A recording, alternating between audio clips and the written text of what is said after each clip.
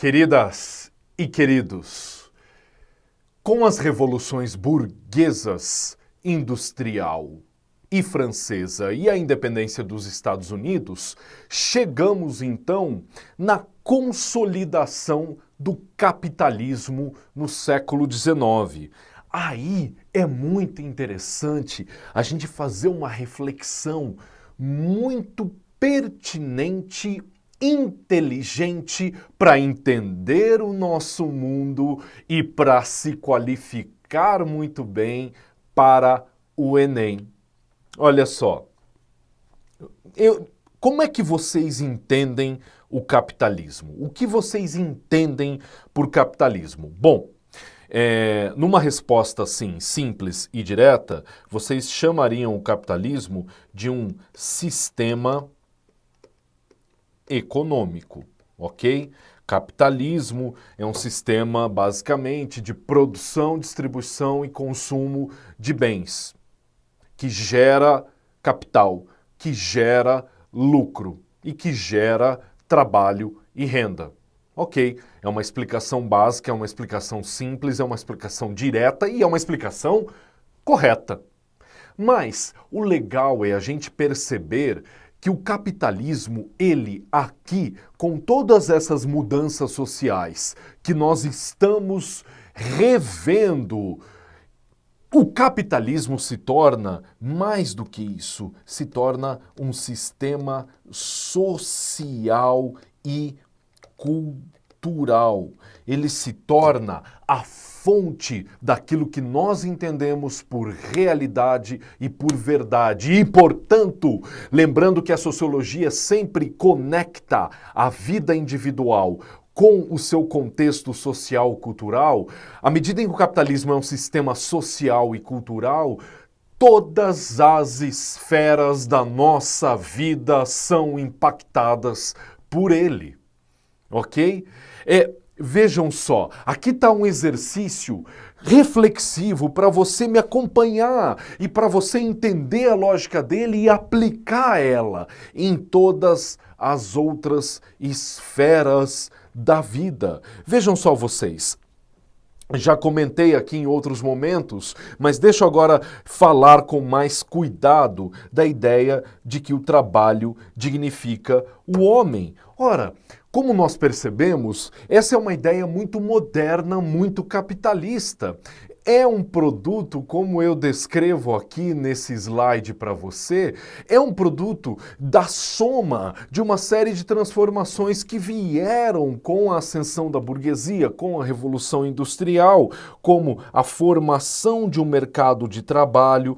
Mais do que isso, né, é o lugar em que as pessoas vão viver, né? E aí a gente pensa assim, né? Muitos alunos perguntam para mim, Léo, mas e a minha liberdade, a minha autonomia? Eu não quero seguir regras, eu não quero seguir ordens, eu quero ser uma pessoa livre, eu quero ser uma pessoa independente, né? Quando a gente é jovem, a gente tem esses anseios de liberdade e independência, de não seguir regras, de não seguir ordens. Bom, olhem só, pessoal, ninguém está dizendo para vocês, vivam no mercado de trabalho. Né? Respeitem o mercado de trabalho, obedeçam o mercado de trabalho, insiram-se no mercado de trabalho. Agora, pensa comigo, quais são as possibilidades de eu e você não vivermos de trabalho? Porque se você não tem capital para viver de renda, se você não tem um capital que você vai investir e vai te gerar renda, e mesmo se você vivesse assim, você também seria um sujeito capitalista, você tem que viver do teu trabalho. Se a tua renda não vem do capital, ela vai vir do quê? Do teu trabalho.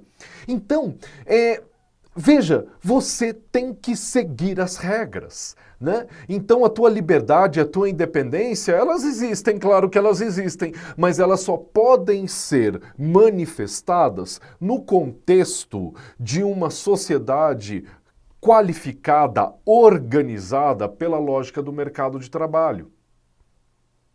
Além disso, o indivíduo ganhou essa liberdade para, enfim, se inserir nesse mercado de trabalho de acordo com os seus interesses. Claro, sempre lembrando que esses interesses individuais, eles nunca são completamente realizáveis, porque tudo depende da tua condição de vida, né, das oportunidades que você teve para estudar, para aprender, para se qualificar, né, das possibilidades históricas. Imagine vocês, hoje, né, uma forma de trabalho muito aberta, muito promissora, são todos esses trabalhos vinculados às tecnologias de informação e comunicação, internet, jogos digitais, redes sociais, toda a parte mais de hardware, né, de computadores, de fios, toda essa engenharia elétrica, toda essa engenharia computacional, muito importante também. Coisa que há 30, 40 anos era uma realidade completamente diferente. Né? E também essa liberdade individual depende das oportunidades que você vai ter, não só em relação às suas condições de vida, mas depois. Né? Às vezes surgem pessoas, às vezes surgem possibilidades que, dependendo do teu lugar, do teu momento, não surgem para você. De qualquer forma, estamos falando de uma liberdade em que o indivíduo, ao menos na teoria, pode escolher como ele vai se inserir no mercado de trabalho e assim o trabalho torna-se a principal atividade no mundo capitalista. Né? Se a gente soma essas transformações mais econômicas trabalhistas com aquela valorização dos protestantes, dos burgueses de um modo geral, de que o trabalho é o que faz um ser humano se redimir dos seus pecados, né? Os protestantes acreditavam muito nisso, de que como é que você entra no reino dos céus, de que como é que você é um bom cristão. O bom cristão é aquele que acorda de manhã com vontade de trabalhar, sai para a rua, se esforça, se dedica e chega em casa à noite para tomar um banho, para se alimentar e descansar e começar tudo no dia seguinte. É assim que você se prepara para entrar no reino dos céus. Ora, essa lógica religiosa, ela vai, ao longo da história, se tornando uma lógica capitalista. Né? E aí a gente percebe que religião e capitalismo, ou religião e economia, são muito mais complementares do que divergentes, ao menos quando nós olhamos para a lógica do protestantismo e do capitalismo. E assim, quando você coloca a forma dos protestantes entenderem o trabalho na época histórica, a gente precisa lembrar que os católicos e os nobres, eles abominavam o trabalho, né? É sempre interessante a gente pensar assim, ó, para você guardar essa diferença. O ócio, essa vida mais de prazer, essa vida sem esforço, essa vida sem trabalho, o ócio é uma coisa da nobreza, né? Agora, a negação do ócio é uma coisa de burguês. Bacana para a gente guardar, né? Então vejam só, mesmo que você...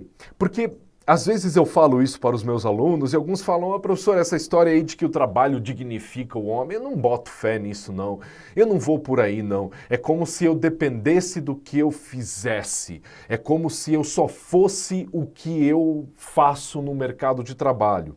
Novamente, quer nós queiramos, quer nós não queiramos, nós vivemos em uma sociedade que vê as coisas dessa maneira.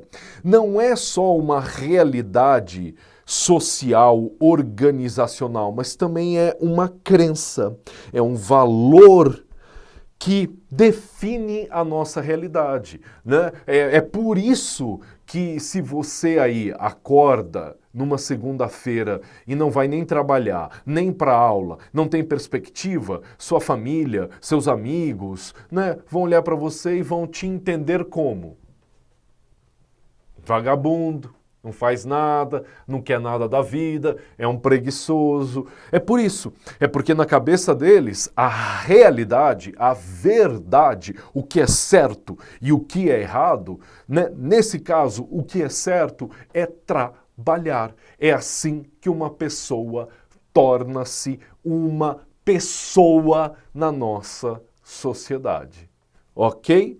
Bom, então, perceberam como o capitalismo marca as nossas vidas? Perceberam como o capitalismo, ele é muito mais do que um sistema econômico, ele é um sistema cultural, social no qual nós estamos inseridos. Um sistema social, cultural tão marcante da realidade que ele marca até mesmo a própria natureza. Olha que maluco! Olha que maluco! O capitalismo que nós inventamos transformou o mundo em que nós vivemos. E quando eu falo de mundo, eu estou falando de rio, eu estou falando de árvore, eu estou falando de terra, eu estou falando de ar. Né? Léo, não, Léo, na boa, agora você tá pegando pesado, você tá radicalizando, não é por aí não, cara, acho que você tá pirando, mais do que você já é pirado. É mesmo? Então para pensar comigo, pessoal.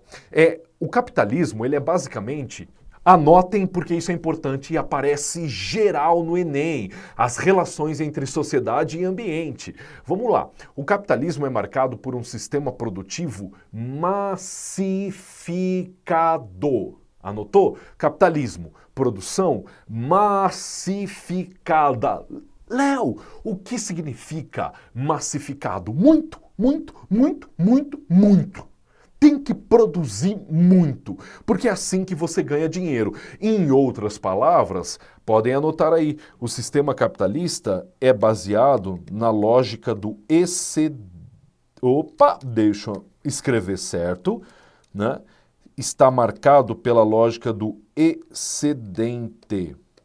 É mais, é sempre mais, aquilo que excede, aquilo que é excesso, ok? Da onde vem toda a matéria-prima para alimentar essa produção que não para de crescer? Vai vir do espaço? Vai vir do nada? Vai se materializar na nossa frente em um passe de mágica? Não, né, pessoal? Vai vir da onde? Vai vir da natureza. Então, o sistema capitalista, à medida em que ele se transformou e se tornou uma realidade, ele exigiu cada vez mais uma exploração do ambiente, seja pela matéria-prima, seja pelas fontes energéticas. E é isso que você precisa marcar. Então, o algodão inicialmente, lá no primeiro momento da Revolução Industrial, mas depois já no momento a vapor, com a máquina a vapor, você precisa de todo este combustível de origem fóssil, que são o carvão e depois o petróleo. E aí você tem toda uma reestruturação da busca por essas energias, por essas matérias-primas que vão ser queimadas para dar energia às máquinas do capitalismo, não é? E aí você tem hoje, num segundo momento da Revolução Industrial, a eletricidade, daí a importância, por exemplo, das hidrelétricas no Brasil, porque elas geram eletricidade, não é só para tua casa, não é só para minha casa, elas geram energia para a produção capitalista, para que o país ofereça às indústrias energia para que elas produzam, não é? Então, quando você vê outra matéria-prima fundamental do capitalismo, o aço, né, que vem da onde? Vem do minério de ferro. E o minério de ferro é basicamente uma extração da natureza. Vocês acham que nós tivemos a tragédia de Mariana quando barragens deste processo de extração do minério de ferro foram rompidas, basicamente arrasando com uma cidade inteira ali em Minas Gerais e depois poluindo brutalmente o Rio Doce, um dos rios mais importantes aí do centro do Brasil, nasce ali em Minas Gerais e vai desaguar no Espírito Santo. Esses problemas são problemas do capitalismo, dado o tamanho que isso acontece e dado a falta de cuidado, a falta de segurança nesse processo industrial, tá bom? Cuidem, a tragédia de Mariana, ela foi impactante porque muitos alunos não, quando leem sobre a tragédia de Mariana, eles se perguntam assim, mas Léo, era só lama. Lama é tão brutal assim? Pessoal, não era só lama, não. É para que as mineradoras façam a sua extração de ferro, elas usam produtos químicos muito agressivos ao humano e ao ambiente. Então, toda a terra que sobra desse processo de extração do minério de ferro, que está lá na terra, não pode ser descartada, essa lama não pode ser descartada no ambiente assim, né? Porque vai poluir, está cheio de químico ali, super agressivo. Então, é importante que as empresas, é fundamental que as empresas descartem adequadamente essa sobra do seu processo produtivo, né?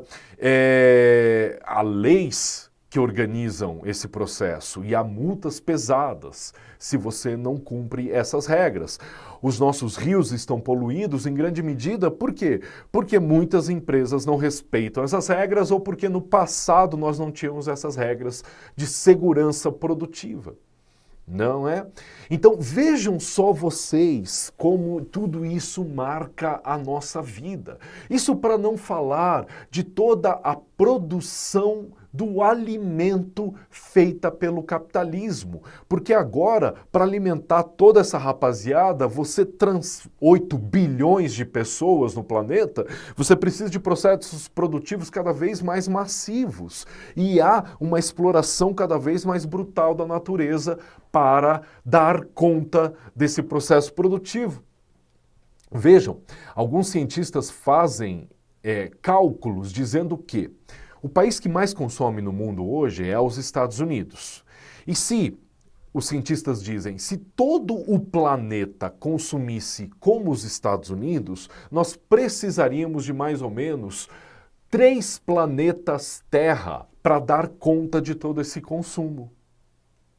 Vejam, e o mais tenebroso de um cálculo como esse é imaginar que, na verdade, todos os países estão tentando chegar onde os Estados Unidos estão, né? Eles querem aumentar a sua produção, aumentar o seu trabalho, aumentar a renda para que as pessoas consumam mais e, assim, coloquem o sistema capitalista em circulação.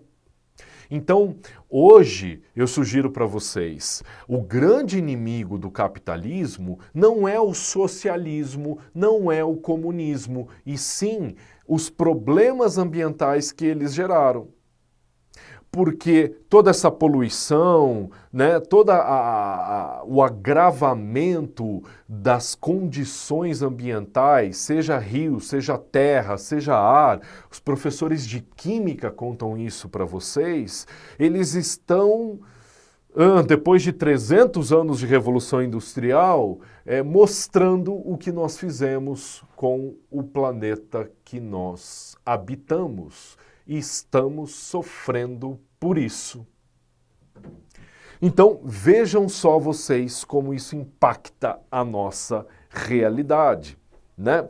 Agora, se falei de ambiente, se falei de moral do trabalho, também falo para vocês de cidades, né? E aqui, com o surgimento do capitalismo, a gente entende uma das grandes características das cidades mundiais, das cidades globais e, sobretudo, das cidades brasileiras, que, à medida em que o capitalismo vai aprofundando a urbanização, fica cada vez mais clara a desigualdade entre quem é dono do capital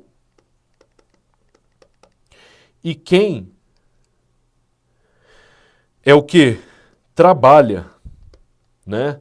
Ou vamos colocar assim, ó, para a gente qualificar melhor essa classe social. Quem vende sua força de trabalho.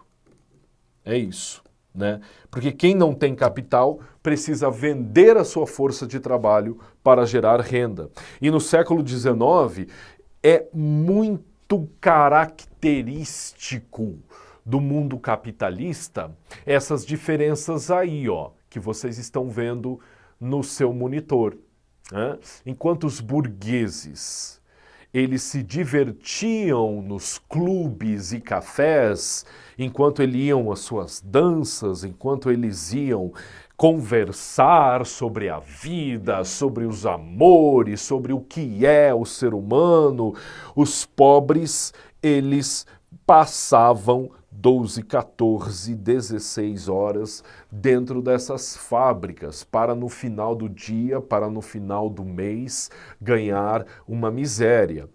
Pior do que isso, eles viviam muito perto dessas fábricas que geravam esse tipo de fumaça aqui, né? E mais do que isso, os seus bairros, as suas casas não tinham esgoto tratado, água encanada, não tinham o lixo recolhido diariamente. Então, as condições de higiene eram muito ruins. Então, percebam algo que, na verdade, vocês já vivem, mas não pararam para pensar, né?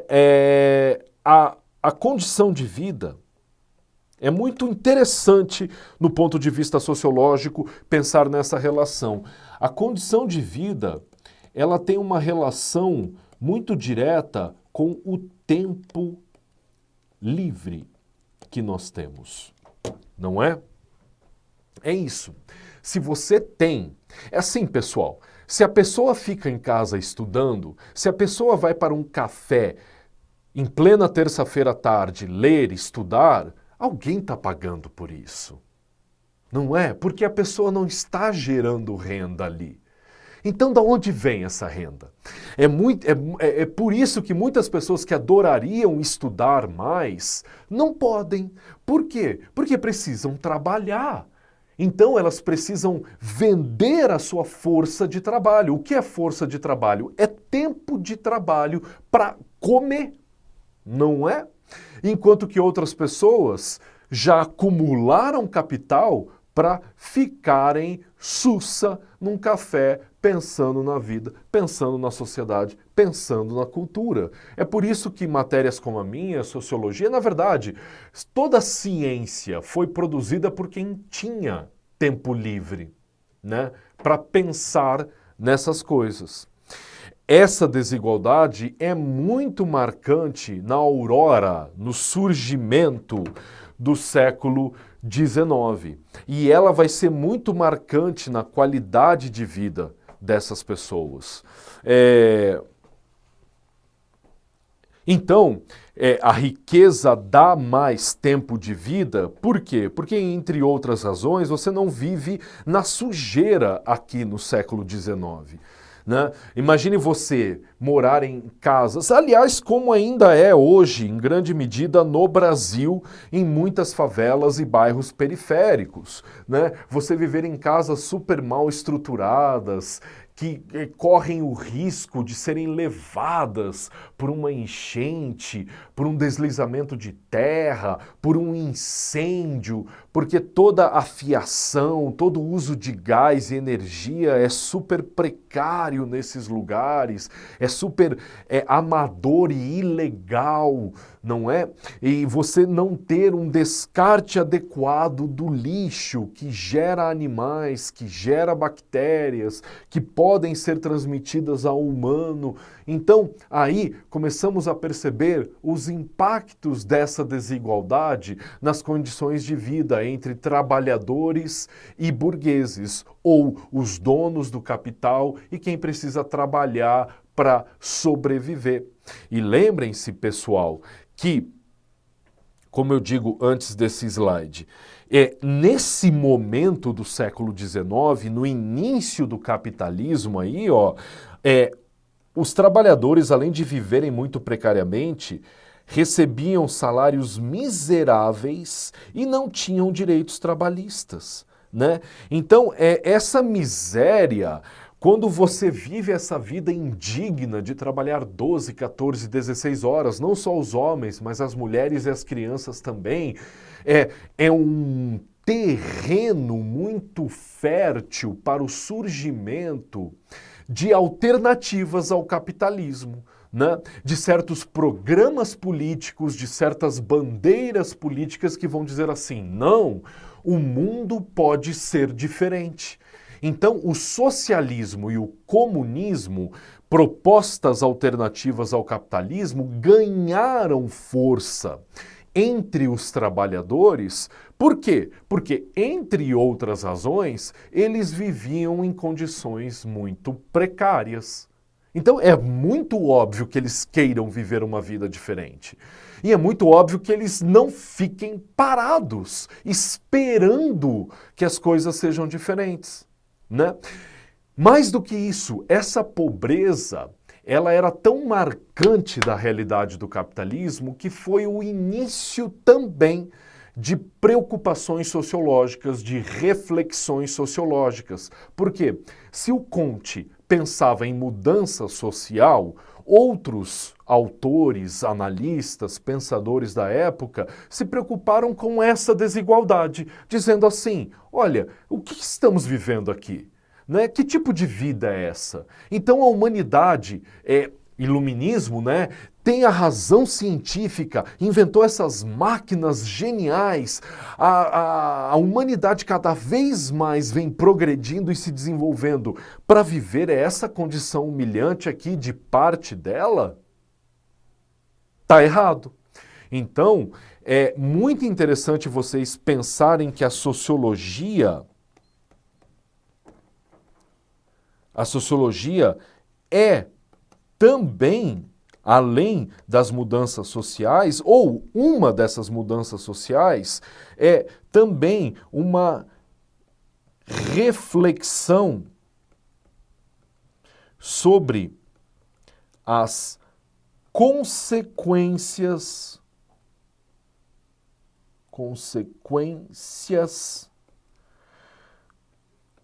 da... Vou escrever aqui, da industrialização. Legal? É isso. As consequências deste capitalismo se tornando uma dimensão econômica, social e cultural. O que fez conosco? Tá certo? Tá errado? Por que as coisas aconteceram assim e como elas podem ser diferentes? Quando nós estudarmos um autor chamado Karl Marx, um dos fundadores da sociologia, vocês vão ver que essa é a grande preocupação dele. Tá bom? Bom, de qualquer maneira, eu quero sugerir para vocês que essa preocupação estava lá,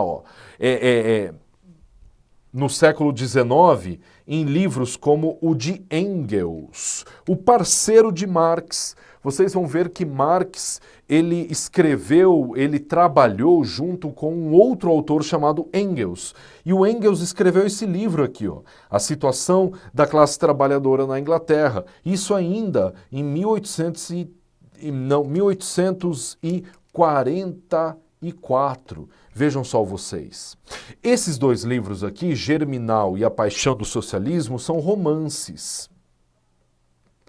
Mas são romances que vão fazer a gente pensar sobre essa desigualdade, sobre essa miséria, sobre essa pobreza da classe trabalhadora. Sugiro para vocês, principalmente, caso queiram ler, o Germinal, do Émile Zola. um francês. Ele conta a história de revoltas de mineiros na França, justamente com essa condição miserável que tinham, tá bom?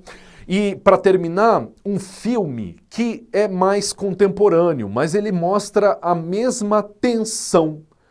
Billy Elliot conta a história de um menino que é matriculado em lutas de boxe pelo pai, na Inglaterra. Só que quando ele chega lá para treinar o boxe, no mesmo lugar acontecem aulas de balé. E ele se apaixona pelo balé e ao invés de ir para as aulas de boxe, ele vai dançar. E ele se torna um bailarino muito bom. Muito bom. E aí, qual é a tensão do filme? Qual é o drama do filme? Será que o Billy Elliot, filho de uma família pobre, de mineiros, fica na cidade dele e faz o quê? Faz o que o pai faz, o que o vô fazia, trabalhar nas minas e continua aquela vida miserável, aquela vida pobre? Ou será que ele tenta o sonho de ser um bailarino profissional em Londres, né? E aí escapando desse destino, que é basicamente o destino de toda a geração dele, de ser mais um trabalhador. Então assistam esse filme e identifiquem esse drama entre reproduzir a vida do trabalho ou escapar dela pelo mundo das artes. E vocês vão entender muito bem a condição que a pobreza coloca para essas pessoas, seja na Inglaterra, na França ou no Brasil. Tá bom? É isso aí, pessoal. Bons estudos, prorroguem a aula por meio desses livros e desses filmes, tá bom? Vai ilustrar muito bem a nossa conversa. Grande abraço. Tchau, tchau.